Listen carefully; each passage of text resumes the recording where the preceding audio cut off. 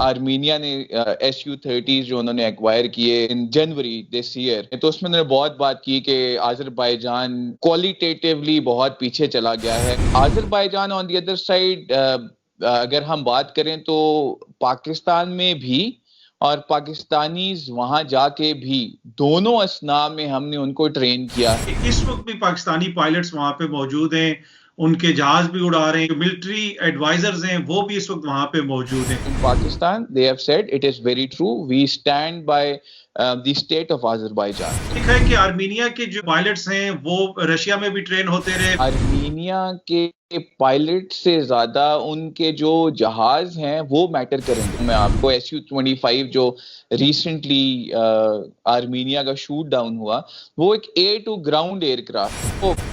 अगर वो JF-17 thunder भी इस वक्त आज़रबाईजान के पास होते तो फिर तो मेरे ख्याल में कंप्लीट डोमिनेंस होती उनकी एयर।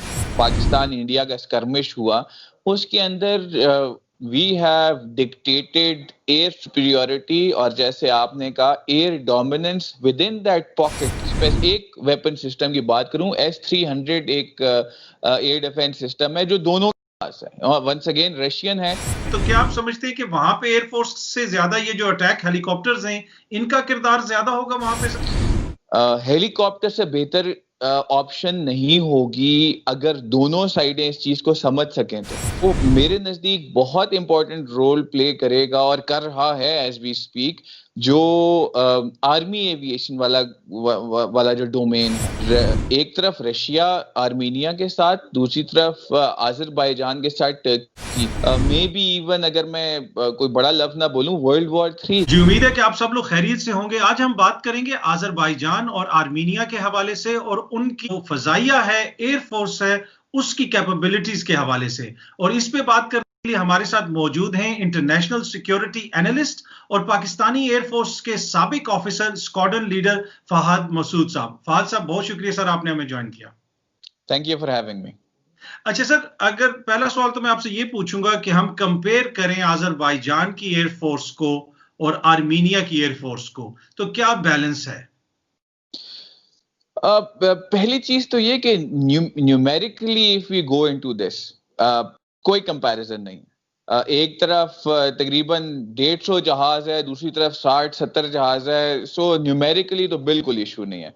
जो एक प्लॉय आर्मीनिया ने भी किया और बड़ी बात हुई इसके ऊपर, SU-30 जो उन्होंने एक्वायर किए इन जनवरी दिस ईयर 2020 में, तो उसमें उन्होंने बहुत बात की कि आज़रबाईजान क्वालिटेटिवली बहुत पीछे चला गया है considering the weapon systems that they have, which is 21 SU-25 MiG-29। लेकिन my statement which was there before as well, and I would second that statement again, the man behind the gun matters most. Gun matter करती है लेकिन the man behind the gun matters most. मेरे नजदीक अभी present time frame जिस जंग में limited conflict जो हो रहा है आर्मीनिया और आज़रबाईजान का, मेरे नजदीक 4 SU-30s don't make a huge difference. What makes the difference is how good have they been able to weaponize, one, integrate them into war plans, और जो रिक्वायरमेंट है जंग की उसमें किस तरह उसको इस्तेमाल करते हैं। जहां पे आज़रबाईजान के पास जो जहाज हैं MiG-29, SU-25 और MiG-21 फाइटर एयरक्राफ्ट की बात कर रहा हूँ, उनमें चीजें मेरे नजदीक कंसिडरिंग उनकी जितनी एप्लीकेशन हो चुकी है एयर पार एम्प्लॉयमेंट में, numerically as well as qualitatively, कोई बहुत Armenia does not stand too good a chance.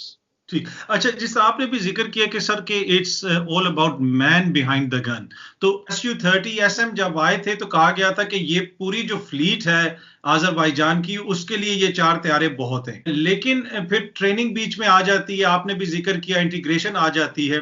हमने ये देखा है कि आर्मीनिया के जो पायलट्स हैं वो रशिया में भी ट्रेन होते रहे, दूसरे ममालिक में भी जाते रहे, तो प्रोफेशनली आर्मीनिया के जो पायलट्स हैं वो कितने प्रोफेशनल हैं? जो ट्रेनिंग की लिमिट तक बात करें तो one should never under estimate the other side. इसमें कोई ये सबसे हकीकत पसंद और सबसे करीब हकीकत के करीब बात है। अगर हम किसी कॉन्फ्लिक्ट में किसी भी जगह देखें, सो ट्रेनिंग मैटर करती है, इसमें कोई शक नहीं है। रशियन पायलट्स अपनी heightened considering height of aerial activity में बहुत केपेबल रहे हैं, लेकिन अब जहां पे सिचुएशन थोड़ी सी डिफरेंट हो गई है, जहां पे आपके पास क्वांटिटेटिवली बहुत ही कम नंबर जहाज अवेलेबल हैं, सो फाइट जो एयर कॉम्बैट या एयर पावर एम्प्लॉयमेंट या ग्राउंड सपोर्ट, उसमें आर्मीनिया के पायलट से ज्यादा उनके जो जहाज हैं वो मैटर करेंगे। अभी आपने एग्जांपल देता हूं मैं आपको, SU-25 जो रिसेंटली आर्मीनिया का शूट डाउन हुआ, वो एक एयर टू ग्राउंड एयरक्राफ्ट है। और एट्रिशन होती है, हर जंग में होती है, पीस में भी होती है, लेकिन हर जंग में एट्रिशन है। उस जंग में एट्रिशन को कैसे मिनिमम किया जाए, ह्यूमन रिसोर्स या ह्यूमन कैपिटल को कैसे इस्तेमाल किया जाए, ये सारे वो सवालात हैं जो बहुत इंपॉर्टेंट हैं। Armenian pilots trained by Russia एक अलहदा चीज है, और रशियन पायलट्स एक अलहदा चीज है। क्योंकि बैटल हार्डन्ड होना, टू हैव वॉर एक्सपीरियंस और नियर वॉर एक्सपीरियंस, वो भी बहुत इंपॉर्टेंट रोल प्ले करता है। So Azerbaijan on the other side, अगर हम बात करें तो पाकिस्तान में भी और पाकिस्तानीज वहां जाके भी दोनों असना में हमने उनको ट्रेन किया है। रिसेंट एक ग्रेजुएशन जो पीएफ एकेडमी रसालपुर में हुई start of this year if I am not wrong, उसमें आज़रबाईजान के कैडेट्स भी ग्रेजुएट हुए, pilots, engineers and a few others. So इस बारगेन में जो उनके पास वैल्यू एडिशन है एज अ ह्यूमन कैपिटल, मेरे नजदीक ज्यादा है। ठीक। अच्छा, आपने भी जिसका जिक्र किया सर कि आज़रबाईजान के पायलट्स पाकिस्तान में भी ट्रेन होते रहे और वहां पे भी जाके पाकिस्तान की एयरफोर्स उनके साथ ट्रेनिंग एक्सरसाइजेज वगैरह में शिरकत करती रही। हमने सुना था कि JF-17 थंडर के हवाले से भी कोई डील चल रही है। अगर वो JF-17 थंडर भी इस वक्त आज़रबाईजान के पास होते तो फिर तो मेरे ख्याल में कंप्लीट डोमिनेंस होती उनकी एयर की। बिल्कुल, ये जो आपने लफ्ज इस्तेमाल किया, dominance, is very true. Overall अगर हम डोमेन्स देखें दोनों तरफ, SU-30 4 और एक तरफ अगर एक स्क्वाड्रन JF-17 का है, और मैं दोबारा रिलेट करूंगा 27 फरवरी को जो पाकिस्तान इंडिया का स्कर्मिश हुआ, उसके अंदर we have dictated air superiority, और जैसे आपने कहा air dominance within that pocket of aerial maneuvering, or that bone of contention within that specific span of time. So it would have had huge role to play. मेरे नज़दीक the Air Force, Azerbaijan Air Force is doing pretty well as we speak, लेकिन उनकी efficacy और efficiency दोनों बहुत ज़्यादा बेहतर होती अगर उनके पास ये एक जहाज या एक आधा स्क्वाड्रन अभी प्रेजेंट टाइम फ्रेम में अवेलेबल होता तो। अच्छा सर, एयर डिफेंस की बात करें, दोनों ममालिक को अगर देखा जाए, आज़रबाईजान को और आर्मीनिया को, एयर डिफेंस कैपेबिलिटीज किसकी आपको बेहतर लगती हैं? क्या आर्मीनिया के पास ऐसी एयर डिफेंस कैपेबिलिटीज हैं जो थ्रेट कर सकें आज़रबाईजान उनके जहाजों को? आर्मीनिया के पास और इन दोनों के पास मेरे नजदीक जो एलिमेंट्स हैं वो सब रशियन ही हैं। अगर मैं बहुत एक वेपन सिस्टम की बात करूं, S-300 एक एयर डिफेंस सिस्टम है जो दोनों के पास है, और वंस अगेन रशियन है। मेरे नजदीक कितने आपने उसके ऊपर एक्सरसाइजेस की हैं एक ही वेपन सिस्टम के ऊपर दोनों ने, वो डिटरमिन करेगा कि आप उसको कितना बेहतर तरीके से इस्तेमाल कर सकते हैं वॉर टाइम सिनेरियो में। अज़रबाईजान वंस अगेन एक उस ब्लॉक का हिस्सा है जो कस्ट आपने सुना ही होगा, सॉरी CSTO जो है, अब उसमें Russia is going to play a role. has played a role. On the other side, आप आज़रबाईजान को देखें, सो उनके लिए एक डिफरेंट फिनोमिनन है, लेकिन एयर डिफेंस एलिमेंट के तौर पे कोई बहुत ज्यादा फर्क नहीं पड़ता in this domain. Book missiles भी हैं, और आपको याद होगा कि एक मलेशियन एयरलाइन यूक्रेन के ऊपर प्रॉब्ली शूट डाउन हुआ था विद अ बुक मिसाइल, जिसकी बहुत लंबी चौड़ी इन्वेस्टिगेशन हुई। सो उस असना में मेरे नजदीक जो एयर डिफेंस को बहुत ज्यादा फर्क नहीं है। अब इंटरनेशनल प्लेयर्स क्या रोल प्ले करते हैं और कर रहे हैं, उस पे हमें थोड़ा सा गौर करने की जरूरत जरूर है। अच्छा, इसमें हमने ये देखा सर, वो जो एरिया है वहां पे अटैक हेलीकॉप्टर्स वगैरह भी यूज हुए हैं, और आर्मीनिया ने ये दावा भी किया कि हमने कुछ अटैक हेलीकॉप्टर्स आज़रबाईजान के मार गिराए हैं। तो वो जहां पे वो जो ट्रेन है वहां पे बिल्ट अप एरियाज हैं, आबादी भी है, और एरिया को ग्राउंड फोर्सेस भी हैं। तो क्या आप समझते हैं कि वहां पे एयरफोर्स से ज्यादा ये जो अटैक हेलीकॉप्टर्स हैं इनका किरदार ज्यादा होगा वहां पे सर? अब दोनों साइड्स को हमें देखना पड़ेगा कि कंपैरिजन में, और आपकी बिल्कुल बात बजा है कि टेरेन वाइज क्या चीज ज्यादा एम्प्लॉयबल है। अब SU-25 फ्रॉकफोर्ट एक air to ground close support aircraft है जो दोनों के पास है, और इन दिस बार्गेन जो हेलीकॉप्टर्स हैं, अटैक हेलीकॉप्टर्स हैं, क्योंकि डायनामिक है सिचुएशन, डायनामिक टारगेटिंग के लिए जरूरी है आपके पास जो प्रेजेंस है of the air element in that region. Helicopter से बेहतर ऑप्शन नहीं होगी अगर दोनों साइडें इस चीज को समझ सकें तो। मिलिट्री हार्डवेयर या एयर पावर में जो एयरफोर्स वाला एलिमेंट है वो एवर प्रेजेंट नहीं रह सकता। It can reach, it can engage, but it can not stay there for very long. Whereas जो आर्मी वाला एलिमेंट है या आर्मी सपोर्ट एलिमेंट है या आर्मी एविएशन एलिमेंट है, उसके पास ये कैपेबिलिटी है। सो मेरे नजदीक बहुत इंपॉर्टेंट रोल प्ले करेगा और कर रहा है एज वी स्पीक जो आर्मी एविएशन वाला जो डोमेन है। टेरेन भी वजह है और उसके अलावा प्रेजेंस का भी फर्क है दोनों तरफ। अच्छा सर, आर्मीनिया ने यह भी दावा किया, यह भी खबर सामने आई कि तुर्की के एक F-16 ने हमारे तैयारे को शॉट डाउन किया। तो अगर तुर्की ऑल आउट जाए आर्मीनिया के खिलाफ तो फिर तो आर्मीनिया स्टैंड्स नोवेयर।